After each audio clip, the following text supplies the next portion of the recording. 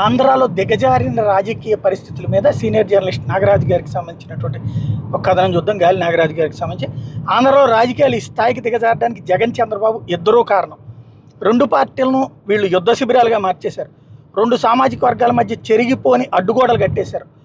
లుంపెన్ ఎలిమెంట్స్దే పైచేయి కావడం వలన ఇక్కడ అసలైనటువంటి సమస్య ఎదురవుతోంది. రాజకీయాలు రాక్షస క్రీడగా మారిపోయాయి. విద్యావంతులు, మేధావులు, యువకులు, మహిళలు రాజకీయాలంటే అవర్షన్ పెంచుకోవడం వల్ల కొత్త తరం రాజకీయ ప్రక్రియకి కొత్త తరం వాళ్ళు దూరంగా ఉండిపోతున్నారు. అందుకే సినిమా పరిశ్రమ లాగా రాజకీయాలు కొన్ని కుటుంబాల ఆధిపత్యంలోకి వెళ్ళిపోయినాయి. విధానాల ప్రాతిపదిక మీద కాకుండా గెలుపు మీద రాజకీయ క్రీడ కొనసాగుతుంది. ఎట్లయినా గెలవాలి, గెలవడం ముఖ్యం. గెలవడానికి ధనబలం, జబ్బబలం కలిగిన గెలుపు గుర్రాలు కావాలి. ఎంతగా దిగజారం అనేది కాదు ముఖ్యం, ఎంత మెజార్టీతో గెలిచామనేది ముఖ్యం. ఇప్పుడు అదే రూల్ ఇక్కడ. గెలవడానికి ఒక నీతి నియమం అవసరం లేదు. ఎన్నిక అన్నటువంటి ఒక జూదంగా మారినప్పుడు గెలుపు కోసం దేన్నైనా ఫణంగా పెట్టాల్సిందే. మహాభారత యుద్ధంలో పాండవులకు, కౌరవులకు మధ్య జరిగిన జూదం లాంటిదే ఇది కూడాను.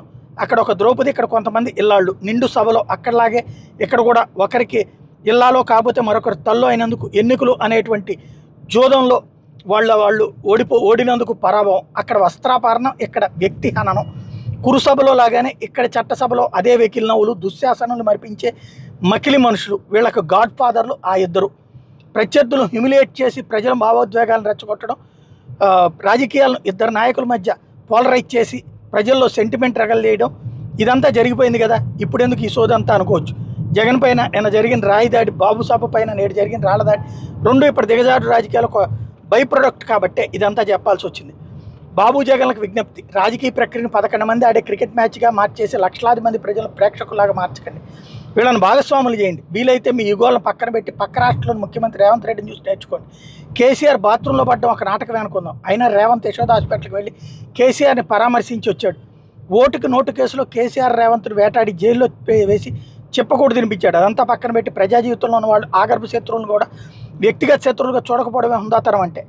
Wish Jagan and Babu should take a leaf and are 2 from Revanth's book. జైలు పక్షి, అవినీత్ సామ్రాట్ అనే నేమ్ కాలింగ్స్కి స్వస్తి చెప్పండి ప్లీజ్. మీ గెలుపు కోసం ఈ ఎన్నికలు రక్తశక్తం చేయకండి. అమాయక ప్రాణాలను యుద్ధోన్మాదంలో బలి కానివ్వకండి. ఇది ఆయన హితబోధ.